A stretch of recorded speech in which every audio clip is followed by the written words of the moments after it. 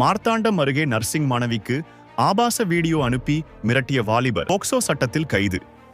கன்னியாகுமரி மாவட்டம் மார்த்தாண்டம் அருகே உள்ள ஒரு கிராமத்தை சேர்ந்த 17 வயதுடைய மாணவி ஒருவர் நர்சிங் கல்லூரியில் 1ஆம் ஆண்டு படித்து வருகிறார்.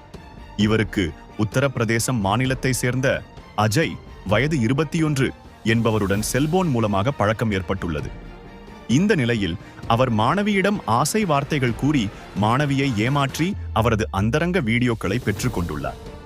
இதனை அடுத்து அந்த வாலிபர் மாணவிக்கு தொடர்ந்து ஆபாச வீடியோக்களை அனுப்பி தனது ஆசைக்கு இணங்குமாறு மிரட்டியுள்ளார்.